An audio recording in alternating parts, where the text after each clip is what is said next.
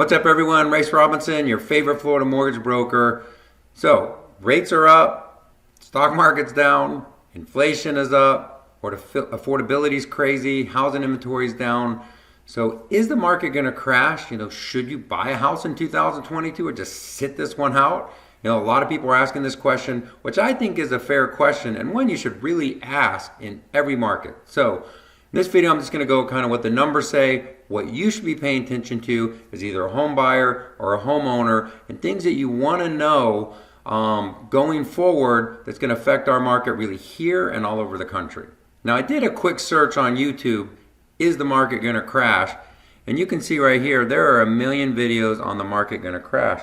Actually, I do got to point this one out. I thought it was funny. Tell your family to prepare. So, obviously, all of these videos are going to be very clickbaity. And everyone is trying to get people to watch their videos, and what makes people watch videos is really negative news.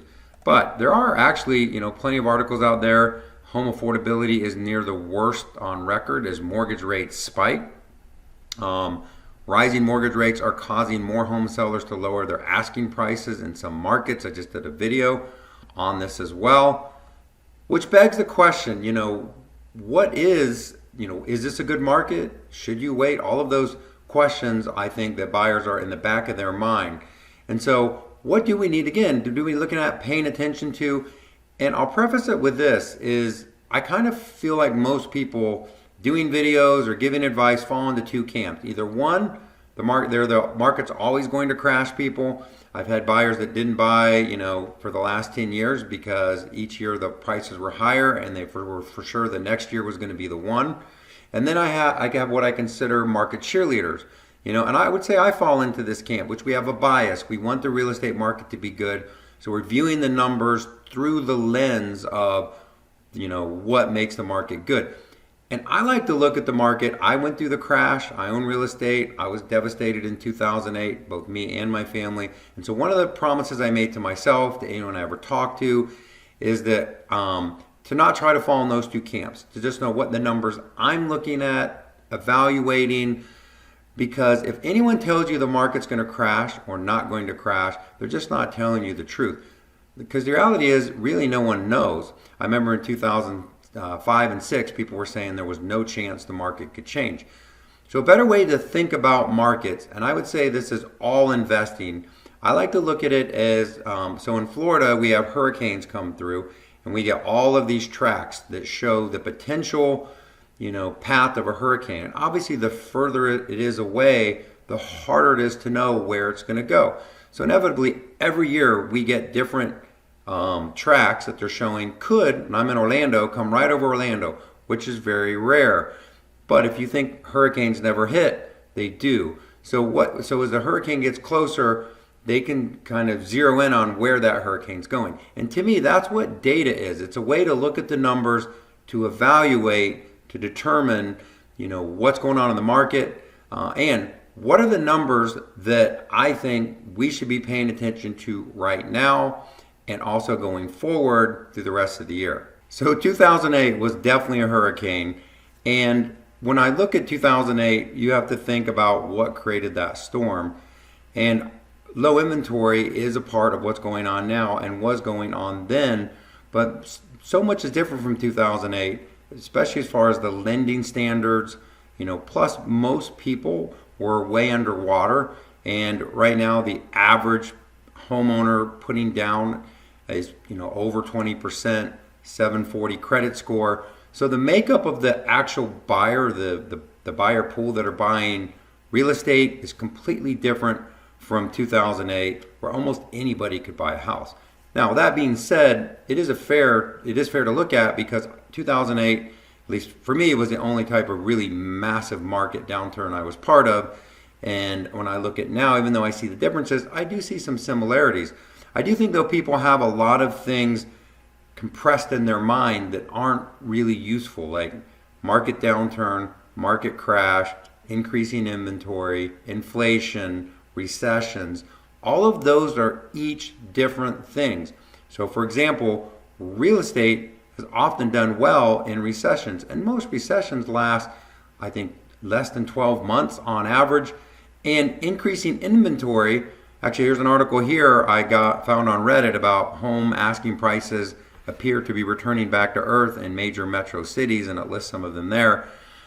This is something that's going to happen. It's normal. We're going to get increasing inventory, and we should get increasing inventory. You can't keep record low rates, record low inventory at all time. Just like rates are going to go up, inventory is going to increase. That's not a bad thing, and that doesn't mean the market's going to crash. Recession doesn't mean the market's going to crash. So really you have to kind of combine all those things and think about all of them separately, right? Even the stock market isn't really a prediction of what the real estate market's going to do. It's its own independent thing. But there are certainly things that are indications that the weather is changing, as far as, like, for instance, inventory. Inventory going up is going to hopefully create a more balanced market. I did a video on really inventory needs to be around 3 to 4 months to be considered balanced, and over 6 months you start getting into a buyer's market. We're a long way from there, but we do want more inventory in the market. So it's just one of the factors that we're going to be paying attention to. So some basic things to look at, and then I want to answer kind of what are the main 4 things you can think about if you should be buying a house in 2022. But one, inflation. That's a big thing, because what inflation does is going to dictate what the Fed does.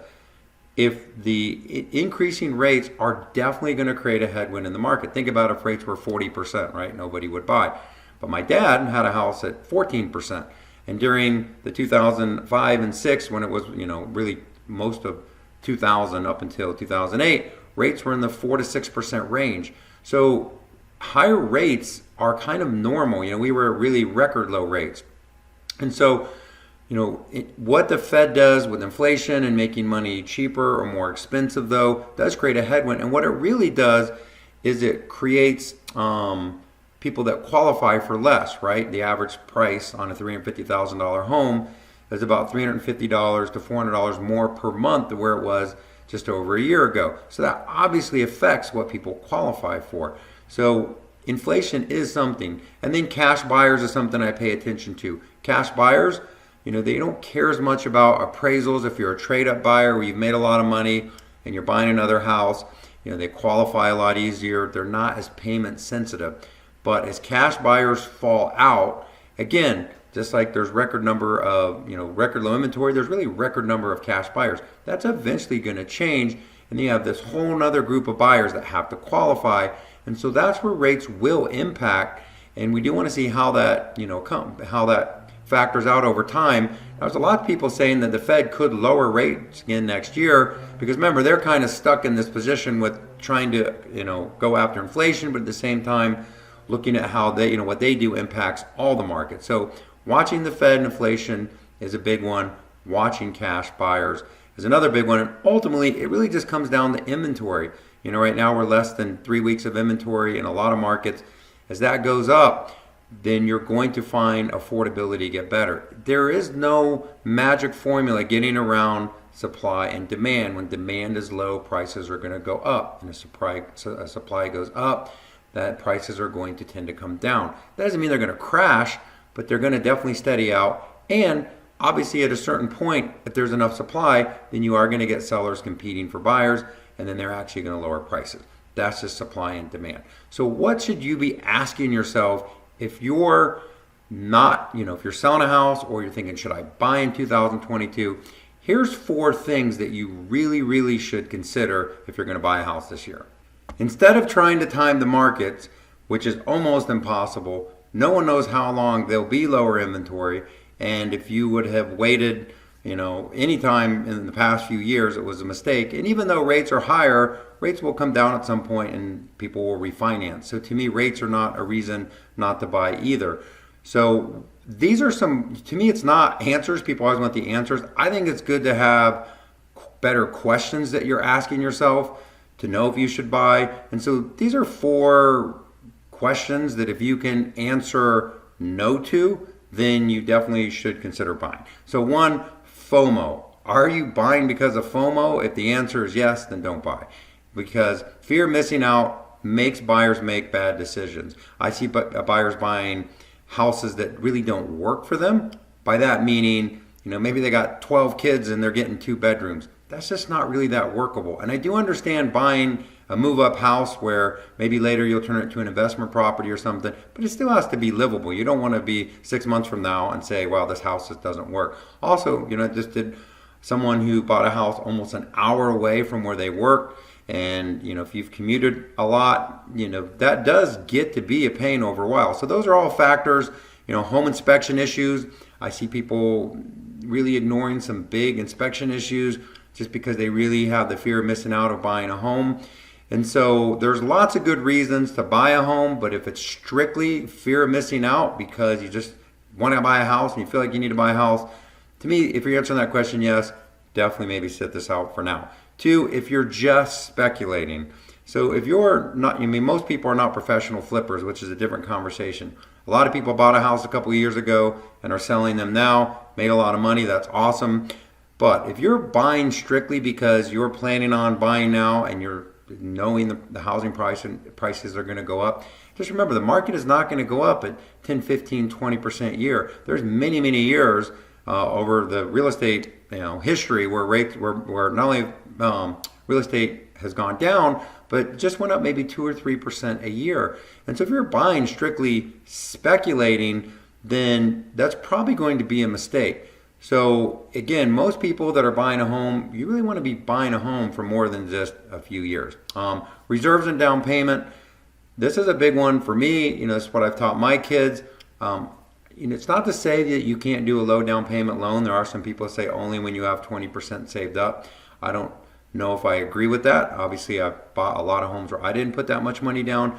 But you do not only need to be able to afford the home, you don't want to get pushed into a payment that you can't afford, but also have reserves. If you're spending every single penny that you have to buy a home, I can tell you both maintenance and repair. And the maintenance is different than when you're renting because you have to do continual ongoing things to take care of your house.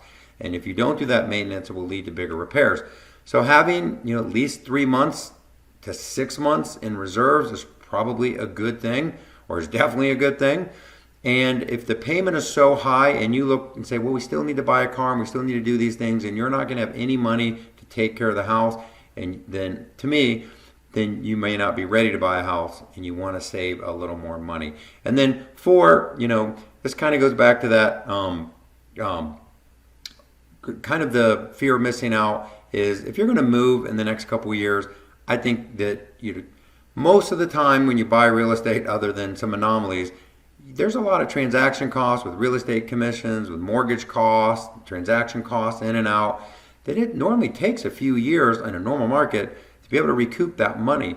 So it's not really something that you are going to buy and then sell next year in a normal market and make all your money back. So if you're thinking, hey, my job prognosis is not strong, I might be moving in the next 12 to 24 months, again, that could be another reason to sit it out. My final thoughts are this. I don't know if the market's going to crash. I can't give financial advice. I personally think creating your investment strategy for anything based on a crash is just a losing way to look at things. The best reason to buy a house is to take money that you would, rent money that you would pay someone else's mortgage with and pay your own mortgage. It's been shown again and again over the years, home ownership creates more wealth in families than any other way. And to me, the simplest way to do that is divert money again that you're paying someone else's mortgage with, creating their wealth, and create your own. Obviously, these are some things for you to pay attention to. You don't want to buy a house because fear of missing out, being able to afford the payment, having some reserves, and some of the things I covered in this video. And you want to work with a team that you trust. Find a realtor that you feel like is good, giving good information. Find a lender that you feel like is transparent, is going to help you through the process. What if rates do go down? What is your refinance strategy? What's your deal? What's your way to right now to get the lowest possible payment so that you can afford the house? These are all things, people that you want to work with. Do your research. You can Google people, look up what other people are saying about them. And if you have any questions, anything I can do to help, put something in the comments, subscribe to my channel. I pay attention to these numbers every month as they come out. More importantly, hope you're doing awesome, and let me know what else I can do to help. Thanks.